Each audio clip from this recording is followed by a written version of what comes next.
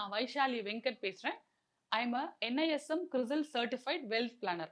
நம்ம போன வாரம் இன்வெஸ்ட்மெண்ட்ஸ் பண்றவங்க எந்த விதமான எமோஷன்ஸையும் சைக்கலாஜிக்கல் தாட்ஸையும் கண்ட்ரோல் பண்ணாங்க அப்படின்னா அவங்க இன்வெஸ்ட்மெண்ட்ஸ்ல நிறைய லாபம் பார்க்க முடியும் அப்படின்ற வரிசையில ஒரு 3 விஷயம் பார்த்தோம். ஒன்னு என்னது அப்படின்னு பார்த்தீங்கன்னா கேம்பிளர்ஸ் ஃபேலசி, இன்னொன்னு வந்து லாஸ் அவர்ஷன் பயஸ், இன்னொன்னு வின்னர்ஸ் கர்ஸ். இது என்ன அப்படின்னு புரியல அப்படின்னா போன வாரம் நம்ம இதோட ஃபர்ஸ்ட் பார்ட் வீடியோ போட்டிருப்போம், அதை பார்த்து தெரிஞ்சுக்கோங்க. இந்த வாரம் அதனுடைய கண்டினியூட்டியா நம்ம என்ன பார்க்க போறோம் அப்படின்னா ஒரு 3 வகையான பயஸ் பார்க்க போறோம்.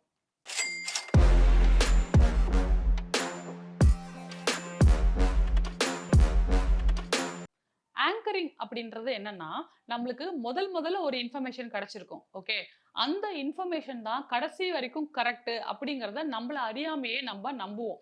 அதுக்கப்புறம் நமக்கு ஆதாரபூர்வமா நம்மளுக்கு நிறைய நண்பர்களோ இல்லைன்னா நியூஸ் பேப்பர்ல படிப்போம்.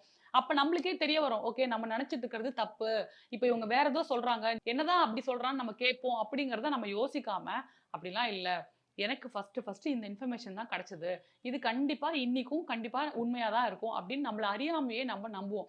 உதாரணத்துக்கு பாத்தீங்கன்னா ஒரு ஏ கம்பெனின்னு வச்சுப்போம். ஏ கம்பெனி வந்து 10 வருஷத்துக்கு முன்னாடி அது இன்ட்ரோடியூஸ் ஆயிருக்கும் பொழுது அதுல வந்து நல்ல ப்ராஃபிட் கொடுத்துருக்கலாம். ஓகே, இல்ல அது ரொம்ப நல்ல கம்பெனி, அது வந்து அதோட ப்ராஸ்பெக்ட்ஸ் பாத்தீங்கன்னா இன்னும் 50 வருஷத்துக்கு இருக்கும், இன்னும் 100 வருஷத்துக்கு இருக்கும் அப்படின்னு சொல்லி 10 வருஷத்துக்கு முன்னாடி கிடைச்சக்கூடிய இன்ஃபர்மேஷன் நம்மளுக்கு அப்படி கிடைச்சிருந்திருக்கும். ஆனா அதே கம்பெனி 10 வருஷத்துக்கு அப்புறம் இன்னைக்கு நம்மளுக்கு கிடைக்கக்கூடிய நியூஸ் என்னது அப்படின்னு பாத்தீங்கன்னா அவ்வளவா நல்லா இல்ல அந்த கம்பெனியை பத்தி அப்படின்னு வச்சுப்போம். ஆனா நம்ம இன்னைக்கு நிறைய நண்பர்கள் சொல்லுவாங்க, நியூஸ் பேப்பர்ல நிறைய நியூஸ் வரும், அதெல்லாம் நம்ம பார்க்க மாட்டோம். ஆனா 10 வருஷத்துக்கு முன்னாடி எனக்கு ஒரு இன்ஃபர்மேஷன் கிடைச்சது, அதுதான் ஃபர்ஸ்ட் இன்ஃபர்மேஷன், அது ரொம்ப நல்லா இருக்கு, ஸோ இன்னைக்கும் அந்த இன்ஃபர்மேஷன் தான் கரெக்டா இருக்கும் அப்படின்னு நம்ம நம்புறோம் பாத்தீங்களா, அதுதான் ஆங்கரிங். நம்ம ஒரு முதலீடு பண்ணும் பொழுது நம்மளுக்கு ஒரு முதல்ல ஒரு இன்ஃபர்மேஷன் ஒரு தகவல் கிடைச்சிருக்குன்னு வச்சுப்போம். அந்த தகவலை நீங்க கையில வச்சுக்கோங்க, தப்பு கிடையாது. ஆனா அதே கம்பெனியை பத்தியோ இல்ல அதே மியூச்சுவல் ஃபண்டை பத்தியோ எதுவா வேணா இருக்கட்டும், ஓகே ஒரு சாவரின் கோல்டு பாண்ட் வாங்கணும்னா கூட பரவாயில்ல, எதுவா வேணா இருக்கட்டும், அந்த முதலீடு பண்ண போறத பத்தி மத்தவர்கள் என்ன தகவல் சொல்லாங்க, ஃபார் எக்ஸாம்பிள் உங்க நண்பர்களா இருக்கலாம், இல்ல நியூஸ் பேப்பர்ல படிச்சிருப்பீங்க, இல்ல ஆபீஸ்ல யாராவது சொல்லியிருப்பாங்க. சோ மத்தவங்க வந்து அந்த இன்வெஸ்ட்மெண்ட்டுக்கான தகவல்கள் என்ன சொல்றாங்க அப்படிங்கறத கவனிங்க. உங்களுடைய தகவலையும் அவங்களோட தகவலையும் கம்பேர் பண்ணி பாருங்க. எது லாஜிக்கலா கரெக்டா இருக்கக்கூடிய வாய்ப்பு அதிகமா இருக்கு அப்படிங்கறத அனலைஸ் பண்ணுங்க, திங்க் பண்ணுங்க. உங்களுக்கு கிடைச்ச தகவல் வந்து இந்த காலகட்டத்துக்கு யூஸ் ஆகாம போலாம். இல்ல நீங்க ஏதோ ஒரு தப்பான டிசிஷன் எடுத்திருக்கலாம். இல்ல ஏதோ ஒரு தப்பா ஒரு ஒரு சில விஷயங்கள நீங்க மறந்திருக்கலாம். இல்ல உங்க கண்ணுக்கு அது தெரியாம இருந்திருக்கலாம். அது புலப்படாம இருந்திருக்கலாம். அதே உங்க ஃப்ரெண்ட்ஸ் சொல்லும்பொழுது அது புலப்படும். சோ எனக்கு கிடைச்ச ஃபர்ஸ்ட் இன்ஃபர்மேஷன் தான் கரெக்ட் அப்படிங்கிறது இல்லாம, மத்தவங்க என்ன சொல்றாங்க அப்படிங்கிற விஷயத்த அனலைஸ் பண்ணி நம்ம ரிசர்ச் பண்ணி நம்ம இன்வெஸ்ட்மென்ட் பண்ணும்பொழுது நிச்சயமா அது கரெக்டா இருக்கிறதுக்கான வாய்ப்பு அதிகமா உண்டு. அதே எனக்கு கிடைச்ச ஃபர்ஸ்ட் இன்ஃபர்மேஷன் தான் கரெக்ட் அப்படின்னு பிளைண்டா நம்ம போய் ஒரு இன்வெஸ்ட்மென்ட் பண்ணோம்னா அது கண்டிப்பா தப்பா இருக்கிறதுக்கான வாய்ப்பு வந்து அதிகமா இருக்கு. ஸோ இந்த ஆங்கரிங் பயஸ் உங்களுக்கு இருந்ததுன்னா நம்ம என்ன பண்ணுவோம்னா, நம்மளுக்கு எவ்வளோ புது புது இன்ஃபர்மேஷன் கிடைக்குதோ அது எல்லாமே தப்பு அப்படின்னு நம்ம வந்து ஆட்டோமேட்டிக்கா அத வந்து ரெஃப்யூஸ் பண்ணிடுவோம். ஸோ நம்மளுக்கு இந்த இந்த ஷேர வாங்கி போட்டா ஃபியூச்சர்ல வந்து நல்ல ப்ராஃபிட் பண்ணுவோம். இல்ல மியூச்சுவல் ஃபண்ட்ஸ நம்ம வாங்கி போட்டா ஃபியூச்சர்ல நல்ல ப்ராஃபிட் பண்ணுவோம் அப்படிங்கிற ஒரு தகவல் கூட வந்தத நம்ம மிஸ் பண்ணிடுவோம். ஸோ உங்களுக்கு வந்து ஃபர்ஸ்ட் இன்ஃபர்மேஷன் தான் கரெக்ட்டா இருக்கணும், நாட் நெசசரி, அது அவசியமே கிடையாது.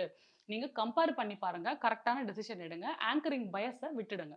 அடுத்து முக்கியமான பயஸ் பார்த்தீங்கன்னா, ஹெர்ட் மென்டாலிட்டி பயஸ். அதாவது ஆட்டு மந்தம் மாரி நம்ம யாரோ ஒருத்தர் ஒரு விஷயம் செஞ்சாங்க அப்படின்னா, நம்மளும் கண்மூடித்தனமா அவங்க செய்யறத திருப்பி செய்யறது. அதாவது அவங்க செஞ்சது கரெக்ட்டா? இல்ல அவங்க செஞ்சது அவங்க சூழ்நிலைக்கு, அவங்களுடைய வாழ்க்கைக்கு ஏற்றதா இருக்கும். ஆனா உங்களுக்கு அது யூஸ் ஆகாம இருக்கலாம். ஆனா அவங்க செஞ்சுட்டாங்களேன்னு நம்ம திருப்பி செய்வோம். உதாரணத்துக்கு 100 பேர் ஒரு ஸ்டாக்க வித்தாங்கன்னா, எதுக்காக விக்கிறாங்கன்ற காரணமே புரியாம நம்மளும் வித்துருவோம். ஓகே. அதே மாரி 100 பேர் ஒரு ஸ்டாக்க வாங்குனாங்க அப்டின்னா, எதுக்காக வாங்குறாங்கன்னே தெரியாம நம்மளும் வாங்கி வச்சுப்போம். ஓகே. இதுதான் ஹெர்ட் மென்டாலிட்டி, ஆட்டு மந்த கூட்டம் அப்டின்னு சொல்லுவாங்க இல்லையா? ஸோ நம்ம ஒரு ஸ்டாக் வாங்கணும்னாலும் சரி, இல்ல ஒரு மியூச்சுவல் ஃபண்ட்ஸ்ல இன்வெஸ்ட்மென்ட் பண்ணணும்னாலும் சரி, இல்ல தங்கமே வாங்கணும்னாலும் சரி, அது பிசிக்கல் கோல்டு வாங்கணுமா? டிஜிட்டல் கோல்டு வாங்கணுமா? மியூச்சுவல் ஃபண்ட் உங்களுக்கு தேவையா? இல்லன்னா உங்களுக்கு ஈக்விட்டி மார்க்கெட்ல போடணுமா? இல்ல எந்த ஸ்டாக்ஸ் வாங்கணும்? அப்படிங்கிறத நீங்க உங்க வாழ்க்கை சூழலுக்கு ஏற்றா மாரியும், அதே மாரி உங்களுடைய வருமானத்துக்கு உட்பட்டா மாரியும் நீங்க தான் சூஸ் பண்ணணுமே தவிர, நீங்க தான் முடிவெடுக்கணுமே தவிர, உங்க ஆஃபீஸ்ல 100 பேர் வந்து ஏ கம்பெனியோட ஷேர்ஸ் வாங்கிட்டாங்க அப்படிங்கிறதுக்காக நீங்களும் ஏ கம்பெனியோட ஷேர் வாங்கக்கூடாது.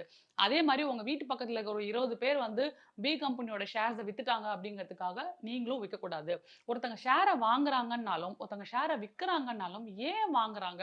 அந்த ஷேர் வாங்குறதுனால ஃபியூச்சர்ல அந்த கம்பெனிக்கு குரோத் இருக்குன்னு நெனைக்கிறாங்களா? அப்படி அவங்க நெனைக்கிறான்ற பட்சத்துல உங்களுக்கும் அது குரோத் இருக்கும். அதனால தான் அவங்க வாங்குறாங்கன்றது உங்களுக்கு லாஜிக்கல் ரீசனிங் ஏதாவது இருக்கா? இல்ல அதே மாரி ஒருத்தங்க ஷேர விக்கிறாங்க அப்படின்னா, ஏன் அவங்க விக்கிறாங்க? அது மார்க்கெட்ல கரெக்ஷன் ஆயிருக்கா? இல்ல நிஜமாலே ஏதாவது கெட்ட செய்தி வர்றதுக்கு தயாரா இருக்காங்களா? கெட்ட செய்தி எதிர்பார்க்குறாங்களா? அப்படிங்கிறத யோசிச்சு பார்த்து டெசிஷன் எடுக்கணுமே தவிர, அவங்களுக்கு நாலேட்ஜ் இருக்கு. அவங்க கண்டிப்பா அவங்க டெசிஷன் எடுத்தா கரெக்ட்டா தான் இருக்கும். அப்படிங்கிறதுக்காக என்ன நடக்குதுன்னே புரியாம அவங்க பண்றத அப்படியே நம்ம ஃபாலோ பண்ணா, அந்த முதலீடோ, இல்ல அந்த செலவு பண்ற அந்த செல் பண்ற ஸ்டாக்ஸோ வந்து டெசிஷனோ வந்து கண்டிப்பா தப்பா தான் இருக்கும். ஸோ ஒருத்தர் வாங்குறாங்கன்னாலும் சரி, ஒருத்தர் இன்வெஸ்ட்மென்ட் பண்றாங்கன்னாலும் சரி, ஒருத்தவங்க விக்கிறாங்கன்னாலும் சரி, ஏன் பண்றாங்க? அப்படிங்கிறத ஆராய்ச்சி பண்ணி நம்ம ஒரு டெசிஷன் எடுத்தோம்னா, அது கண்டிப்பா சரியானதா இருக்கும். உங்க ஃப்ரெண்ட் அண்ணா நகர்ல வீடு வாங்குறாரு அப்படிங்கிறதுக்காக நீங்களும் அண்ணா நகர்ல வீடு வாங்க முடியுமா? அவருடைய ஆஃபீஸ் அண்ணா நகர் பக்கத்துல இருக்குமா இருக்கும். அவரோட பசங்க வந்து அண்ணா நகர் ஸ்கூல்ஸ்ல படிப்பாங்களா இருக்கும். அதுக்காக உங்க ஃப்ரெண்ட் வாங்கிட்டாருன்னு நீங்களும் அண்ணா நகர்ல வீடு வாங்கணும் அப்படின்னு நினைச்சீங்க அப்படின்னா, அவருடைய வருமானம் வேற இருக்கலாம். உங்களுக்கு அண்ணா நகர்ல வீடு வாங்க முடியாது வாங்க முடியாத சூழல் இருக்கலாம். ஆனா அவர் வாங்கிட்டாரேங்கிறதுக்காக நீங்க வாங்கணும்னு நினைச்சீங்கன்னா, உங்களுக்கு அப்படியே அண்ணா நகர்ல வீடு வாங்குனாலும், உங்க ஆஃபீஸுக்கும் அண்ணா நகர்ல இருக்கக்கூடிய வீட்டுக்கும் வந்து ஒரு 100 கிலோமீட்டர் டிஸ்டன்ஸ் இருக்குன்னா, இது சாத்தியமா? ஸோ, இன்னொருத்தங்களுக்கு ஒத்து வர விஷயம் வந்து நம்மளுக்கு ஒத்து வராது. இன்னொருத்தங்க விக்கிறாங்க அப்படின்னா, ஏன் விக்கிறாங்க அப்படிங்கிறத யோசிச்சுட்டு, அதே மாரி இன்னொருத்தவங்க வாங்குறாங்கன்னா, ஏன் வாங்குறாங்கன்றத யோசிச்சு, அதுக்கு ஏதாவது லாஜிக்கல் ரீசனிங் இருக்கா? அப்படிங்கிறதையும் ஆராய்ச்சி பண்ணி, உங்களுக்கு வேணும்னா வாங்கிக்கோங்க. உங்களுக்கு வேண்டான்னா அந்த ஸ்டாக்ஸையோ, மியூச்சுவல் ஃபண்ட்ஸையோ வித்துக்கலாம். அதுதான் நல்லதே தவிர, மத்தவங்க செஞ்சாங்க அப்படிங்கிறதுக்காக நம்ம பண்ணணும்னு அவசியம் கிடையாது. ஸோ, இந்த ஹெர்ட் மென்டாலிட்டி பயஸ வந்து நிச்சயமா தவிர்த்துருங்க. இன்னொரு முக்கியமான பயஸ் என்னது அப்படின்னு பார்த்தீங்கன்னா, ப்ரொஜெக்ஷன் பயஸ். இந்த ப்ரொஜெக்ஷன் பயஸ் அப்படிங்கிறது என்ன அப்படின்னா, நீங்க ஒரு மியூச்சுவல் ஃபண்டோ, அப்படி இல்லன்னா ஸ்டாக்ஸோ வாங்கும் பொழுது, கடந்த 2 மாசமோ, 3 மாசமான டேட்டாவ மட்டும் எடுத்துட்டீங்கன்னு வச்சுப்போம். இப்போ ஃபார் எக்ஸாம்பிள், இப்போ நம்ம பிப்ரவரில இருக்கோமா, டிசம்பர், ஜனவரி அந்த டேட்டா மட்டும் எடுத்துட்டு, ஓகே இந்த 2 மந்த்ஸ்ல இந்த மியூச்சுவல் ஃபண்டோ, அப்படி இல்லன்னா இந்த ஸ்டாக்கோ 10% ப்ராஃபிட் குடுத்திருக்கு. அதனால இன்னும் 10 வருஷத்துக்கு இந்த மியூச்சுவல் ஃபண்ட் வந்து இந்த ஸ்டாக் வந்து 10% ப்ராஃபிட் குடுக்கும் அப்படின்னு நீங்க டிசிஷன் எடுத்தீங்க அப்படின்னா, இது நிச்சயமா தப்பா தான் போய் முடியும். ஓகே. ஸோ ரீசென்ட் பாஸ்ட் அதாவது கடந்த 2 மாசம். ரீசென்ட் பாஸ்ட்ல எடுக்கக்கூடிய டேட்டாலேருந்து எடுக்கக்கூடிய டெசிஷன வச்சு ஃபியூச்சர நம்ம ப்ரொஜெக்ட் பண்றோம். ஆனா, நம்ம இங்க என்ன தவறிட்டோம் அப்படின்னா, இதே ஸ்டாக், இதே மியூச்சுவல் ஃபண்ட் கடந்த 10 வருஷம் எப்படி பெர்ஃபார்ம் பண்ணிருக்கு அப்படிங்கிறத பார்க்க மறந்துட்டோம். ஓகே.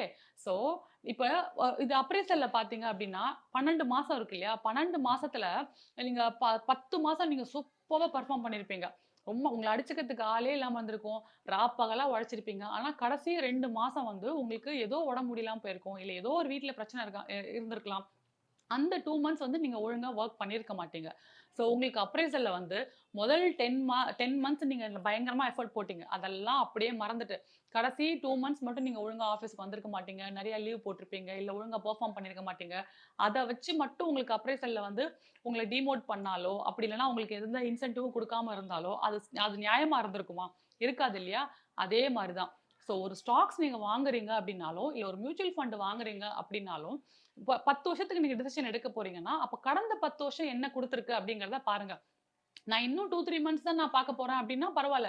ஓகே கடந்த 6 மாசம் இந்த இந்த பெர்ஃபார்மன்ஸ் பண்ணிருக்கு. இன்னொரு 6 மாசத்துக்கு இந்த பெர்ஃபார்மன்ஸ் பண்ணணும் அப்படின்னு நினைச்சீங்கன்னா, ஓரளவுக்கு ஓகே. ஏன்னா நீங்க எடுத்தது 6 மாசம், பார்க்க போறது 6 மாசம். ஆனா, கடந்த 2 மாசம், 3 மாசம், 6 மாசம் டேட்டா வச்சுக்கிட்டு 10 வருஷம் நம்ம கணிக்கக் கூடாது. ஒருவேள 10 வருஷம் உங்களுக்கு இந்த ஸ்டாக் எப்படி போகுது, இந்த மியூச்சுவல் ஃபண்ட் எப்படி போகுதுன்னு கணிக்கணும்னு நீங்க நினைச்சீங்கன்னா, அதே மாரி கடந்த 10 வருஷத்த பாருங்க. ஓகே. கடந்த 10 வருஷத்துல இதே மாரி 10% குடுத்திருந்தா, அப்போ நீங்க நம்பலாம். ஓகே இன்னொரு ஒரு 10 வருஷமும் இதே மாரி இந்த ஸ்டாக்ஸ் வந்து பெர்ஃபார்ம் பண்ணும். இந்த மியூச்சுவல் ஃபண்ட் பெர்ஃபார்ம் பண்ணும் அப்படிங்கிறத நம்பலாம். ஆனா, சமீப காலத்தோட ரிசல்ட் வச்சு ரொம்ப ஃபியூச்சர வந்து கணிக்கக் கூடாது. ஸோ இதையும் நம்ம தவிர்த்துட்டோம் அப்படின்னா, அதே மாரி போன வாரம் நான் சொல்லக்கூடிய அந்த 3 பயாஸ் இருக்கு இல்லையா? என்னென்ன பார்த்தோம் போன வாரம்? கேம்ப்ளர்ஸ் ஃபாலசி பார்த்தோம். லாஸ் அவர்ஷன் பயாஸ் பார்த்தோம். வின்னர்ஸ் கர்ஸ் பார்த்தோம். அதே மாரி இன்னைக்கு ஒரு 3 பயாஸ் பார்த்திருக்கோம். இந்த 6 பயாஸ் கூடவே அதே மாரி பேராசை, அதே மாரி பயம். இந்த 8 விஷயத்தையும் நம்ம வந்து தவிர்த்துட்டோம் அப்படின்னா, நம்ம பண்ணக்கூடிய அத்தனை இன்வெஸ்ட்மென்ட்டுமே நல்ல இன்வெஸ்ட்மென்ட்டா பாசிட்டிவா தான் முடியும். நன்றி, வணக்கம்.